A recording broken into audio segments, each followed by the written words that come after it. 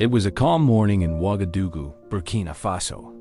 Ibrahim Traoré sat in his office, reviewing plans for a new technological innovation initiative designed to empower young Burkinabes to create local solutions for global challenges.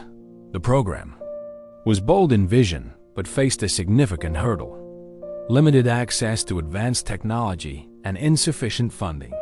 As he examined the documents, his assistant entered the room with a startled expression. "Mr. President," she said, somewhat nervously, "you've received an urgent message. It's from Elon Musk." Traoré looked up, raising his eyebrows in surprise. "Elon Musk? Are you certain?" "Yes, sir. He sent you a personal video." With growing curiosity, Traoré clicked the link his team had forwarded. Elon Musk appeared on the screen, speaking as though directly addressing him. "President Traoré," Elon began, his tone unusually serious, "I've been following your work in Burkina Faso. Your dedication to innovation and self-reliance is truly inspiring. I want to help." Traoré furrowed his brow, puzzled. "Help? In what way?" Elon continued, "I'm donating thousands of units of our latest clean energy technologies to support your initiatives. Additionally, my team will be available to train your young engineers and scientists." He paused briefly before adding, "But that's not all. I would also like to visit Burkina Faso personally to better understand how we can collaborate." In the future, Traoré sat in stunned silence. The offer was unexpected and potentially transformative. After a few moments, he took a steady breath and recorded a response to the video. "Mr. Elon," he said, his voice firm but filled with emotion, "your generosity is remarkable. However, I want to be sure that this partnership is built on mutual respect and genuine benefit for our people." When the message ended, Traoré shut off his computer, still trying to absorb the gravity of what had occurred. He understood this wasn't just a gift of technology.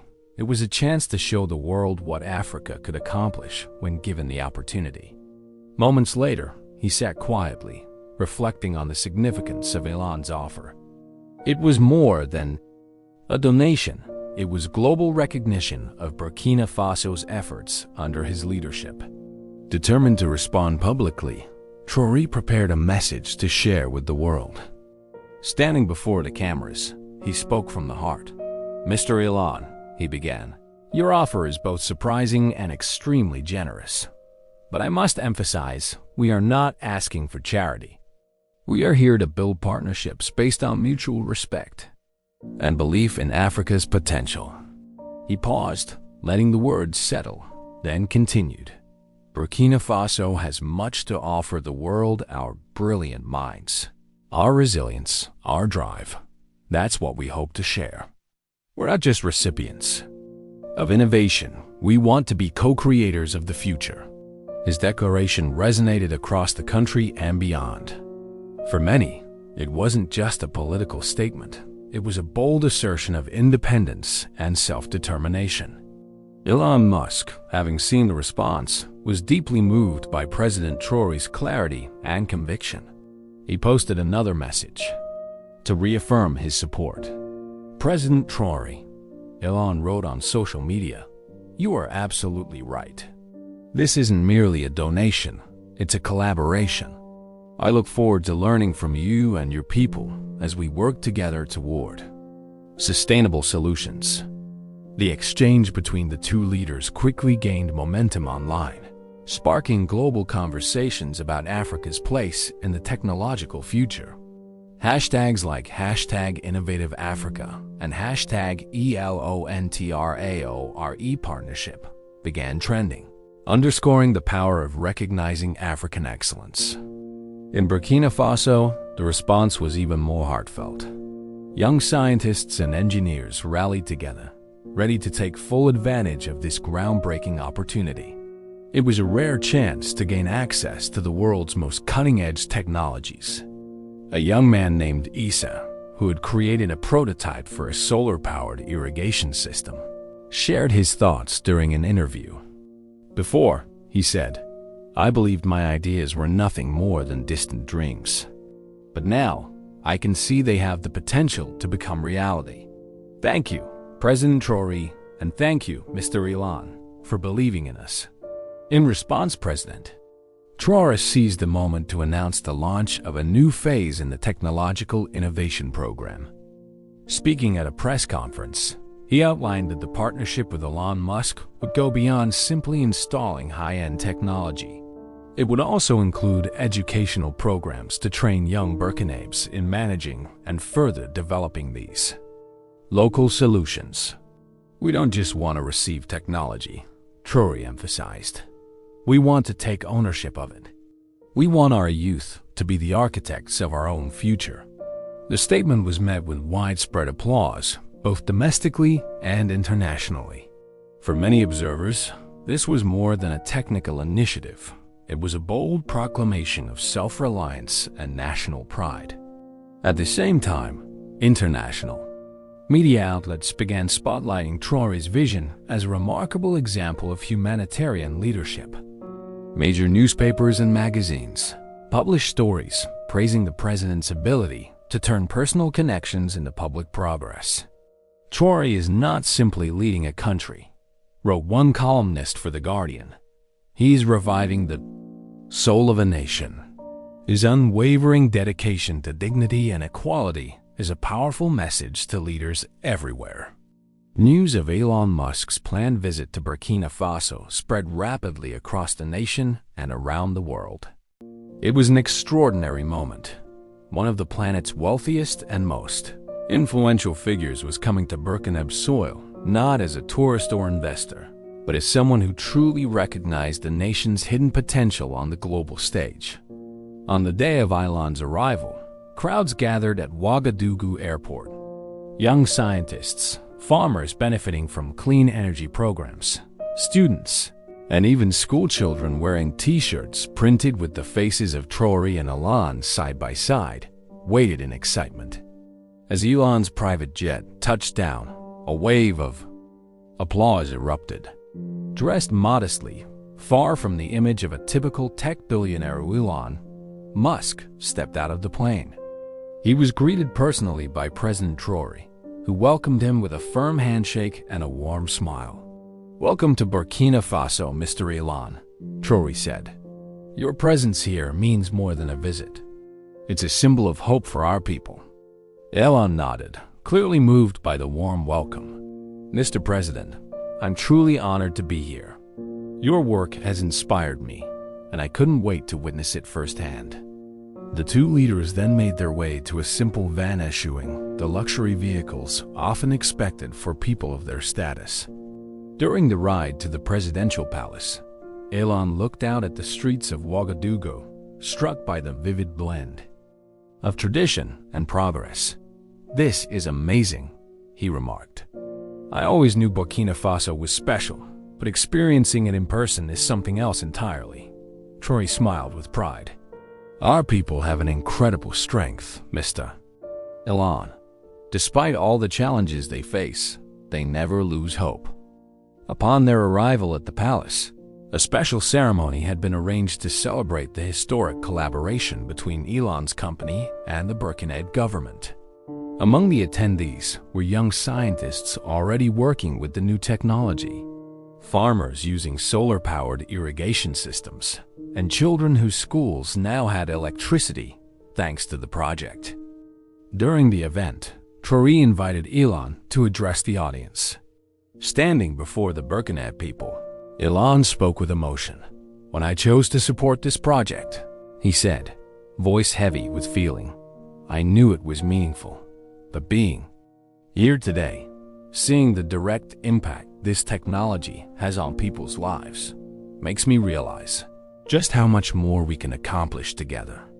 He then revealed the next step in their joint mission: the construction of an innovation center in Ouagadougou. This facility would serve as a creative hub for young African minds dedicated to research, development, and homegrown innovation. To empower scientists in creating solutions for both local and global challenges, Elon Musk announced that the new innovation center would serve a purpose far beyond its physical borders. This center isn't just for Burkina Faso, Elon explained. It's for all of Africa. We want you to lead the next technological revolution. The crowd erupted in applause. Many attendees were overwhelmed with emotion, tears streaming down their faces. President Traoré embraced Elon warmly, understanding that this moment was not just symbolic or political. It marked a powerful affirmation of what true collaboration could achieve. Just then, Fatou, Traoré's adopted sister and a key figure in the Second Chance program, approached Elon to offer her gratitude. "Mr. Elon," she said, her voice trembling yet steady, "you gave us more than just technology. You gave us hope." Elon smiled, deeply moved. "No, Fatou," he replied gently. "You already had hope. I just gave you the tools to turn it into something real." In the days following Elon Musk's historic visit, Burkina Faso began undergoing an even greater transformation. The billionaire's arrival had not only introduced advanced technology, it had sparked a renewed belief in Africa's potential. Construction of the Innovation Center in Ouagadougou began swiftly, with young Burkinabé scientists and engineers stepping forward, ready to lead projects that could one day change not just their homeland, but the entire African continent. At the center's partial opening, a heartfelt ceremony was held to celebrate the initial steps of this groundbreaking partnership. Students, farmers, village elders, and international guests gathered to witness history in the making. Among the speakers was a young innovator named Amadou, who had designed a solar-powered system for collecting and storing water. He was chosen to speak on behalf of the many beneficiaries of the project. "Mr. President Traoré, Mr. Elon," he said, his voice unsteady but filled with resolve. "You have given us something we never had before, the opportunity to dream big and to turn those dreams into reality. We are ready now to show the world what we're capable of." The audience erupted in applause once more, with tears falling from the eyes of many. President Ibrahim Traoré then took the stage, deeply touched by the moment and by the progress his partnership with Elon had made possible. "Today," he said, his voice steady but heartfelt, "we are not only here to celebrate technology or progress. We are here to celebrate the strength of our people." He paused, allowing the moment to settle before continuing. "It is you, our youth, our scientists, our farmers, who are shaping Africa's future. Mr. Elon gave us tools, yes, but we gave him something more precious, our unwavering determination. And it's that union of innovation and resilience that is transforming this nation." Elon Musk, seated in the front row, stood up to speak. He walked to the microphone humbly, a rare sight for someone of his global stature.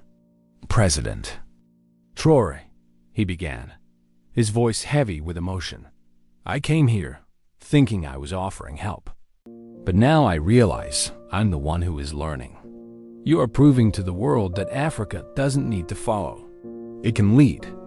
As the ceremony drew to a close, a small child stepped forward, holding a simple gift, a handmade solar lamp. "Gentlemen," the child said softly, "this light represents what you've done for us. You brought light when there was only darkness." Traoré and Elon took the lamp together, holding it with care. They both understood it was more than just a gesture. It symbolized hope, empowerment, and a future built on unity. As the crowd slowly began to disperse, President Traoré approached Elon and gently placed a hand on his shoulder. "Mr. Elon," he said quietly, "you came here as a partner, but now you are family to the people of Burkina Faso." Elon smiled, his eyes bright with emotion. "And it's an honor, President Traoré. A true honor." The story of Elon Musk, Ibrahim Traoré, and the people of Burkina Faso quickly captured the attention of the world.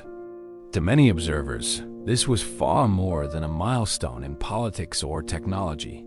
It was living proof that true leadership means awakening the courage in others, to dream boldly and act with conviction. Watching the scene unfold, one journalist quietly wrote in his notebook, "Today in Burkina Faso, I saw the future a world where innovation serves humanity, not the other way around." Make sure to like, comment, and subscribe. Thanks for watching.